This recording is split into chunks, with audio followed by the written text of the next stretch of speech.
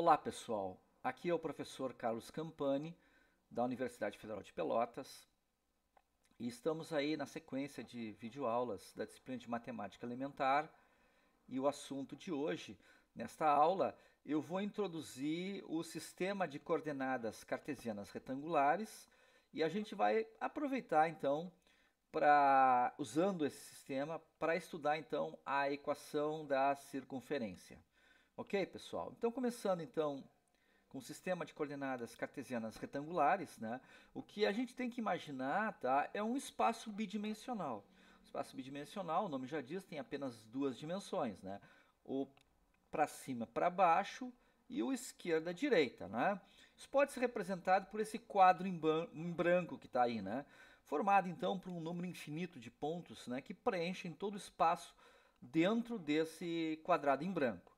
Bom, também nós podemos imaginar esse mesmo quadro, né, esse mesmo quadrado, se estendendo em um plano infinito em todas as direções. Então agora eu tenho um plano infinito. Eu marquei esse quadrado, né, essa área dentro de um plano infinito em todas as direções, né?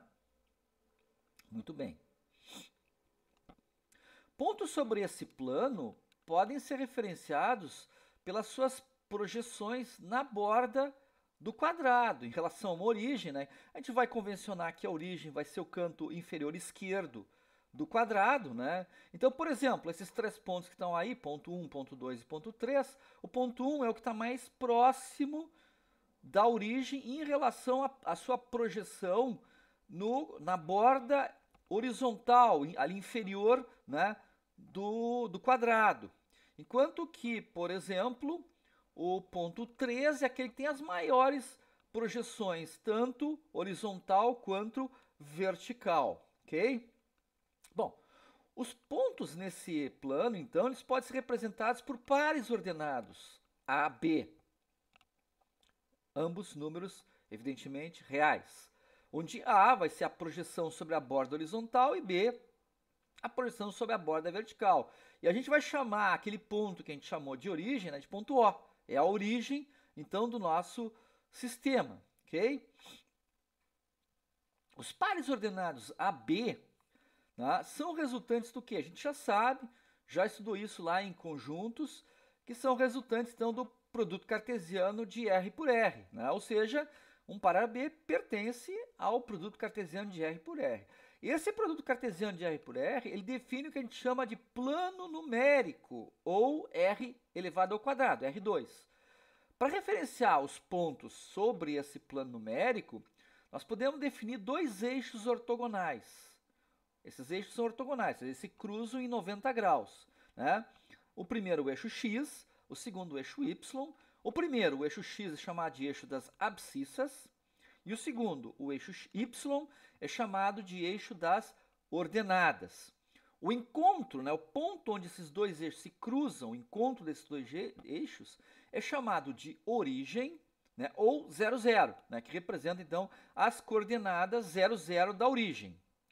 O cruzamento desses dois eixos define, evidentemente, quatro quadrantes, né?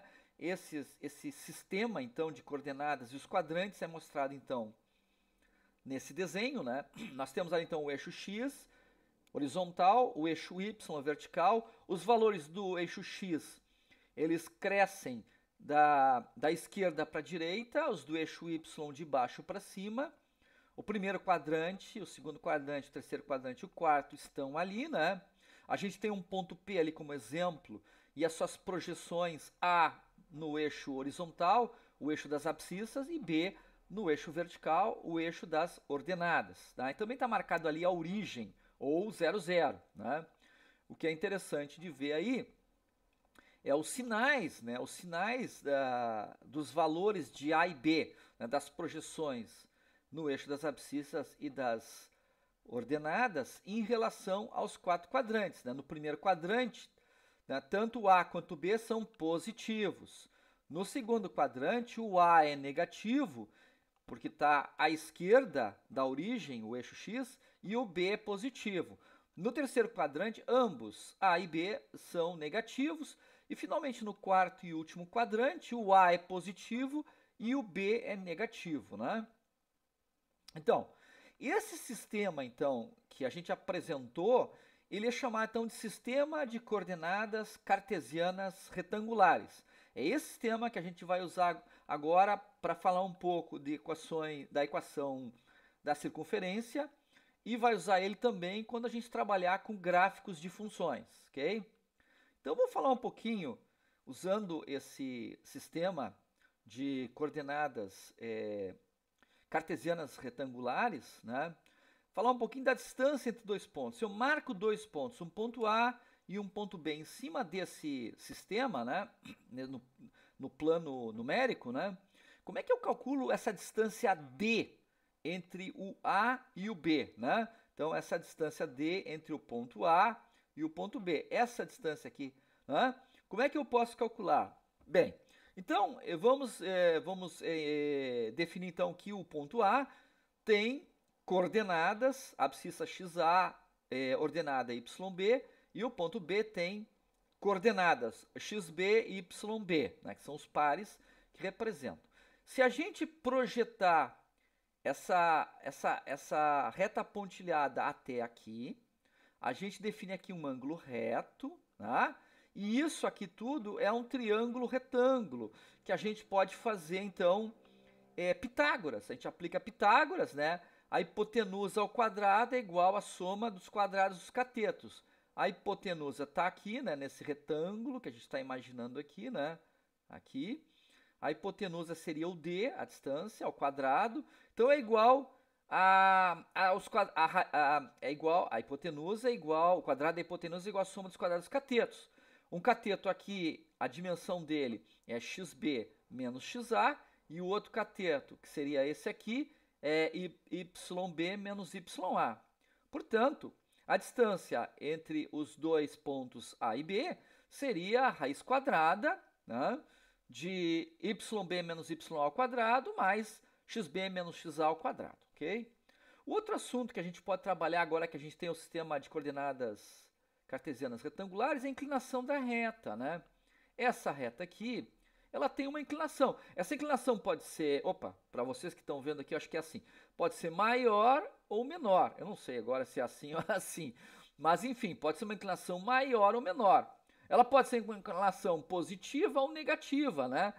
Positiva quando ela sobe no gráfico, negativa quando ela desce, né? Muito bem, como é que eu posso calcular essa inclinação, né? Então, a gente sabe que a inclinação de uma reta corresponde à tangente do ângulo que essa reta forma com o eixo x. Tangente é um assunto que a gente não viu, mas é um assunto do ensino médio. Eu vou fazer uso agora, a gente vai ver depois funções trigonométricas, isso lá no final do curso, né? Mas, enfim, essa tangente é o quê? Tangente sempre é cateto oposto dividido por cateto adjacente, ou seja, YB menos YA dividido por XB menos XA. Essa inclinação, portanto, é a inclinação M igual a YB menos YA sobre XB menos XA. Essa inclinação tem que ser, em primeiro lugar, os pontos A e B têm que ser pontos distintos sobre essa reta L. Por quê? Porque eles forem o mesmo ponto, um ponto só não define uma reta. Eu preciso de dois pontos para definir uma reta. Não faz nenhum sentido eu tentar definir uma reta com um ponto só, né? Então eu preciso de dois pontos distintos. Só dois pontos distintos já me define uma reta, né? Além disso, essa reta ela não pode ser paralela ao eixo Y. Se ela for paralela, se ela for vertical, significa que o XA é igual ao XB, e observe que o denominador, que é XB menos XA, seria zero. E isso não pode haver divisão por zero. Então essa é a inclinação então da reta, esse valor aí M, essa expressão, né? Vamos deduzir então a partir daí a equação da circunferência, né? O que é a circunferência? Circunferência basicamente ela é definida por meio de dois parâmetros, um ponto C, que é o centro da circunferência, e um número real R, que é o raio da circunferência. Então todos os pontos da circunferência são equidistantes a esse centro, né? A esse ponto C, ok? As coordenadas do ponto C seriam A, B, o par ordenado AB. As coordenadas do ponto B, o centro é fixo, né? As coordenadas do ponto P, que são vários, né? Eu teria que girar para obter toda a circunferência, né? Então eu coloquei com variáveis livres, né? Eu coloquei então as coordenadas do ponto P, que eu posso variar, como x, abscissa e y ordenada, né? E observem que se a gente prolongar essa projeção aqui até aqui, definimos então de novo um triângulo retângulo, nós temos um ângulo reto, esse ponto Z aqui, né, junto com o C e o P, define então os três vértices de um triângulo retângulo, em que R é a hipotenusa, x menos A é o cateto, esse cateto aqui, e y menos B é esse outro cateto aqui, né? Então, é isso que eu falo aqui logo. É fácil deduzir aí a partir daquela fórmula, aquela expressão que a gente viu usando Pitágoras, né? Fazendo Pitágoras, eu sei que o segmento CZ, que é um cateto ao quadrado, mais o ZP, que é outro cateto ao quadrado, é igual a hipotenusa, que é CP ao quadrado. A hipotenusa é R ao quadrado, e os catetos são x menos a, y menos p, né? Então, a equação da circunferência, que tem centro no ponto AB e raio R, é x menos a ao quadrado mais y menos b ao quadrado igual a r ao quadrado. Para estudar melhor essa equação da circunferência, nós vamos ter que estudar a completação de quadrados, um assunto muito importante, né? Então, vamos ver. Nós queremos tornar o seguinte polinômio que é apresentado aqui, ó, esse polinômio aqui, nós queremos transformar esse polinômio em um quadrado perfeito. Ou seja, a gente quer aplicar aquela tal soma, quadrado da soma ou quadrado da diferença, correto? Dependendo se o b é positivo ou negativo, quadrado da soma ou quadrado da diferença. O que é o quadrado da soma, né? Como é que a gente torna um polinômio, um trinômio do segundo grau, um quadrado perfeito? A gente precisa ter três termos, é um trinômio do segundo grau, u ao quadrado mais 2uv mais v ao quadrado. Isso pode ser reduzido a u mais v ao quadrado, que é o tal quadrado da soma. Observem que no polinômio que a gente propôs em tornar um quadrado perfeito, falta alguma coisa. O que falta? Nós temos só dois termos, nós precisamos de três termos. Se a gente assumir que o u é o x, então aqui nós teríamos o x ao quadrado que casa com esse cara aqui, né? Ok? E aí 2uv, né? Se o u é x, então 2vx seria o bx, portanto o b é 2v, ok? O que nós precisamos para tornar esse polinômio aqui, que está faltando um termo, um quadrado perfeito, né? A soma do quadrado, é adicionar a ele o v ao quadrado, né? Então, se a gente toma u como x, certo? E compara a expressão u ao quadrado mais 2uv com x ao quadrado mais bx, casando u ao quadrado com x ao quadrado e 2uv com bx, igualando essas coisas, nós podemos tirar facilmente o termo v ao quadrado que está faltando.